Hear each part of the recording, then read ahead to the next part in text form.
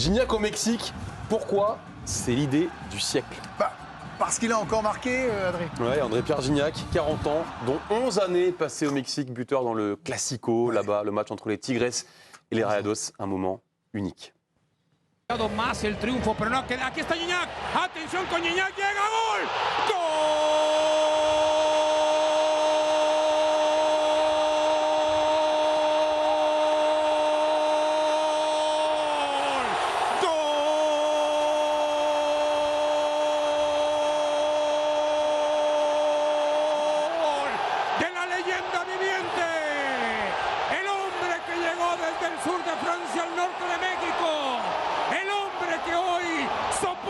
Suplencia, el hombre que podría estar jugando su último clásico regio, el hombre que es un hito, el hombre que es verdaderamente la persona más querida por toda la Autónoma de Nuevo León, el hombre que da una media vuelta olímpica, el hombre que levanta el puño, el hombre que sobre los 91 le está dando la victoria en el clásico 142, el futbolista más importante en la historia de Tigres, el futbolista con más goles en el Clásico Regio. Ah, il est bon, le Gianno Reseglio. Il est Gianno Reseglio, Non, bon, il est excellent, 11 ans après, on peut le dire, quel choix génial. Et pourtant, ils étaient peu nombreux à y croire au choix d'André-Pierre Gignac. L'équipe avait justement fait un sondage au moment de sa signature le 20 juin. Comprenez-vous le choix d'André-Pierre Gignac de signer pour le club de Tigres au Mexique? 64% répondaient non. Et peut-être qu'on aurait été beaucoup à répondre non aussi autour de ce plateau. Si on ouvre le journal le 13 juin, lors de la première rumeur, à un an de l'Euro, un choix qui interroge forcément cette destination, si elle vient à se confirmer dans les jours à venir, sera l'objet de toutes les interprétations. A fortiori, à un an de l'Euro en France, en privé, Gignac, qui disposait d'offres sportivement attrayantes, Lyon, le Galatasaray, sur lesquelles il s'est arrêté, ne cachait pas qu'à bientôt 30 ans, son choix serait aussi guidé par des considérations financières. On parlait finalement que de l'argent et du choix financier d'André-Pierre Gignac. Alors ça lui a pas du tout fermé les portes. C'est notre premier argument, ça lui a pas du tout fermé les portes des Bleus, en effet. Il a une histoire quasiment plus riche avec les Bleus après la signature au Mexique qu'avant la signature au Mexique. Alors il a un peu plus de sélections avant, mais pas beaucoup. Regardez, 21 sélections avant, il a disputé la Coupe du Monde 2010, 15 sélections après. En revanche, il a disputé 1 Euro, il a joué quasiment tous les matchs, il est entré en finale. Et il a disputé, on le rappelle aussi, les Jeux Olympiques en 2021 avec l'équipe de France olympique. Et à l'époque, on n'était pas beaucoup à imaginer ça possible parce que, à l'époque, en 2015, lorsqu'un joueur quitte l'Europe, c'est terminé. Il dit adieu à l'équipe de France. Petit plan à 3, notre débat du soir, bien évidemment, concerne donc ce transfert André-Pierre Gignac au Mexique. Est-ce que c'est un coup de soleil qui l'attend ou est-ce que c'est un coup de génie? Dave Apadou. Un coup de génie. Nathan Francky. Coup de soleil. Simone Rovera. Ah, un génie plein de soleil, mais du génie. C'est joli ça. Bravo à Dave quand même. Bravo qui, Dave. Qui croyait. Ou l'enfant de Dave, on ne sait plus là. C'est pas gentil ça. On a tous vieilli, pas toi mon dévouné. Quand ils signent au Mexique, pour eux aussi, c'est du jamais vu. Un international de 30 ans en pleine force de large qui est dans l'équipe de France et qui débarque, c'est la folie. Los deportes, como usted ya vio desde el inicio de este noticiero, tuvimos en vivo la llegada de André-Pierre Gignac, delantero francés, superestrella, goleador implacable, el bisonte francés que ya llega a la ciudad de Monterrey para el día de hoy hacer los exámenes físicos, médicos, enfilarse ya para su presentación oficial como Tigre. Duplex en direct de l'aéroport, on va vivre en direct l'arrivée d'André-Pierre Gignac, c'est la folie. Regardez, on a les deux journalistes qui sont en direct vraiment sur le parvis de l'aéroport pour accueillir Gignac à Monterrey. Et regardez la folie. Et c'est là qu'on comprend vraiment qu'il va vivre une aventure hors du commun. Tout est déjà dans ces images-là. L'attente des journalistes, la folie des supporters qui l'attendent. Il n'arrive même pas à parler, André-Pierre Gignac. Il a 50 micros autour de lui. Bref, il va vraiment vivre une aventure hors du commun. Il a aussi donné une autre image du Mexique à la France. Hein. C'est vrai que Monterrey, c'est pas Cancun, c'est pas les cartels, c'est un petit peu l'image des stéréotypes mexicains. Ça se trouve au nord du Mexique, regardez. C'est la 3e ville du pays. C'est là où le PIB par habitant est le plus élevé. C'est une ville qui est proche de la frontière américaine et ce qui lui sert justement économiquement, qui est vu comme l'un des poumons, voire le poumon économique du Mexique. C'est entouré de montagnes assez spectaculaires. Beau, hein. Climat chaud et sec, un peu comme partout dans le pays, avec des hivers très doux. Globalement, les hivers de Dédé Gignac depuis 11 ans, c'est du 15 degrés. Donc c'est aussi une bonne raison et c'est aussi une idée de génie de signer là-bas pour ça. Il joue dans un stade de 41 places. Ce stade s'appelle l'Estadio Universitario, qui est un grand stade ouvert, qui fait un peu colisée. C'est un stade mythique au Mexique. Il a accueilli des matchs de la Coupe du Monde 86. C'est de là que serait partie la première ola, vous savez, cette fameuse vague. Et quand il est rempli, ça donne ça.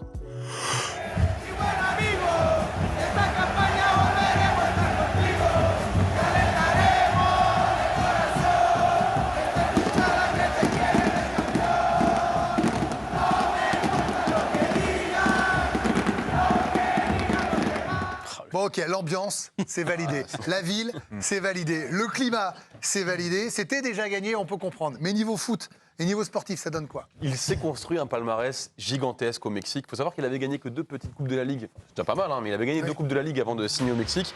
Là-bas, il a gagné une Ligue des champions de la CONCACAF, il a gagné 5 championnats du Mexique, 2 Campeón Cup, c'est ce qui concerne les clubs de MLS et du Mexique, et 3 super coupes sans compter les finales qu'il a disputées, dont la finale de la Libertadores, premier français et seul français d'ailleurs à avoir disputé une finale de Libertadores.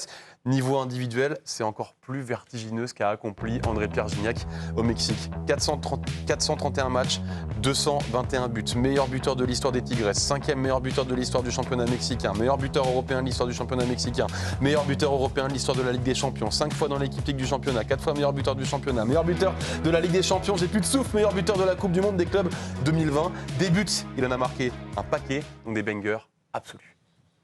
Chaca en posición de trazo para Gignac, la pidió.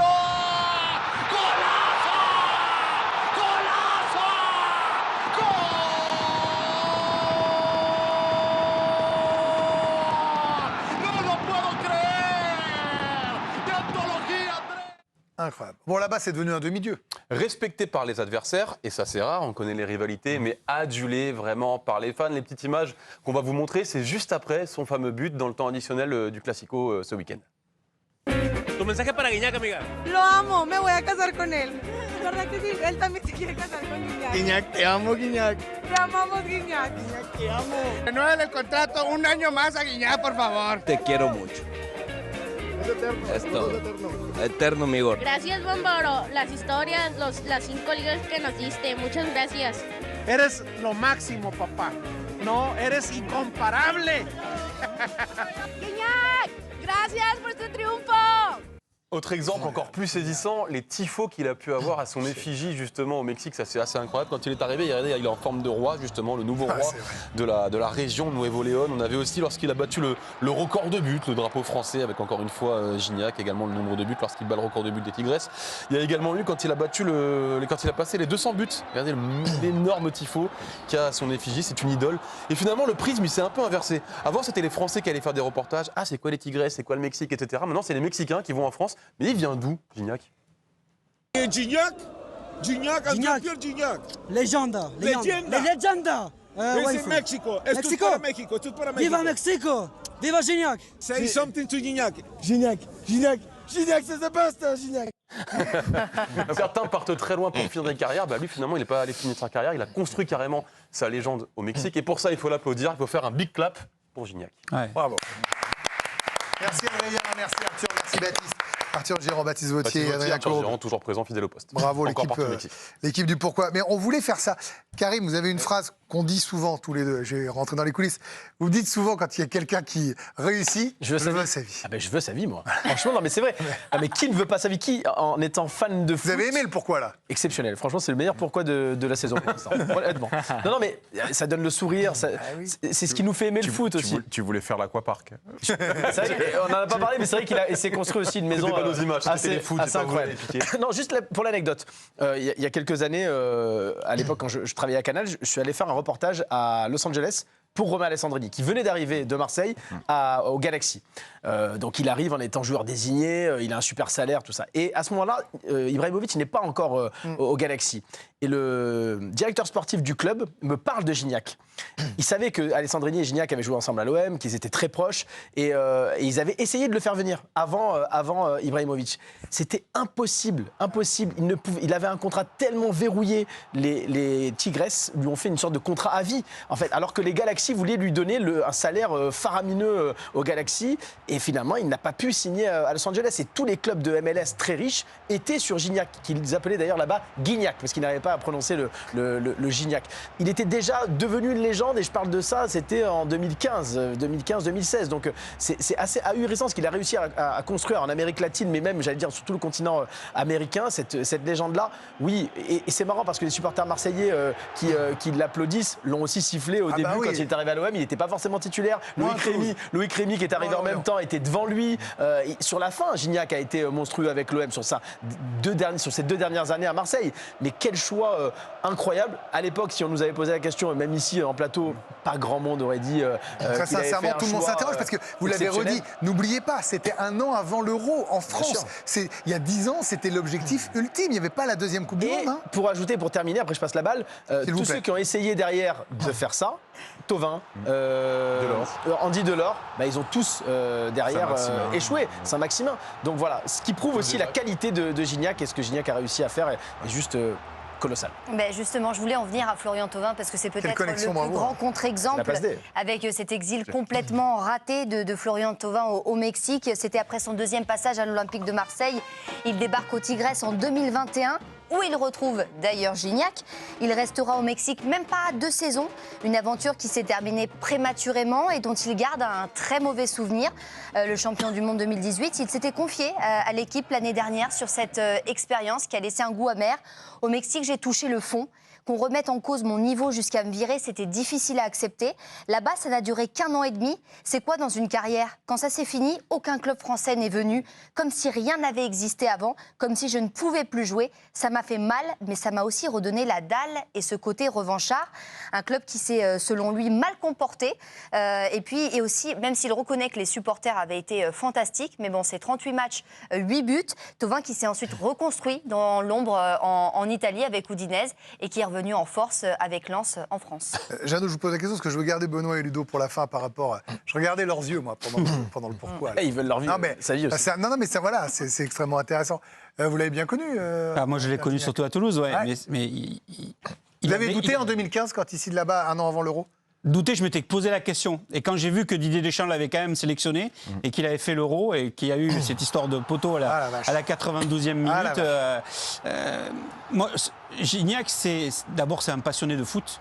Il vit pour le football. C'est un buteur et ça, on a pu s'en rendre compte en France.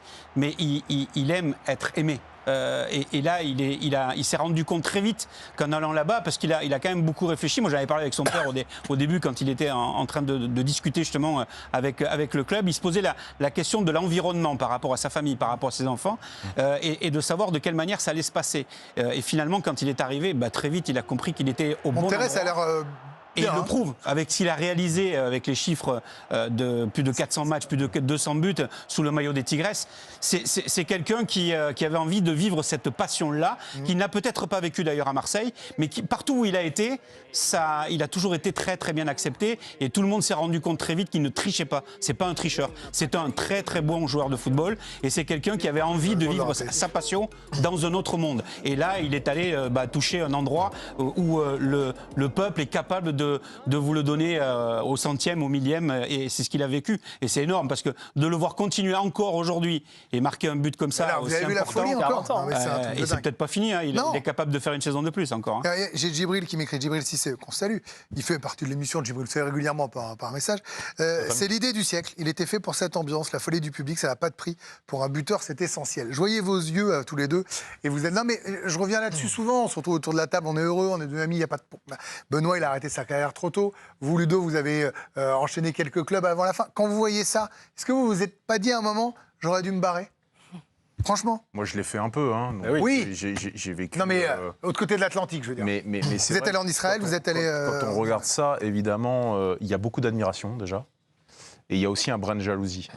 Ouais. Parce que moi, c'est la seconde partie de carrière que j'aurais rêvé d'avoir, c'est-à-dire de trouver un club ou découvrir un pays dans lequel... tu puisses devenir quelqu'un. Bah, lui, il est devenu plus que quelqu'un. Il est devenu. Je pense que pour le détrôner, il faudra se lever.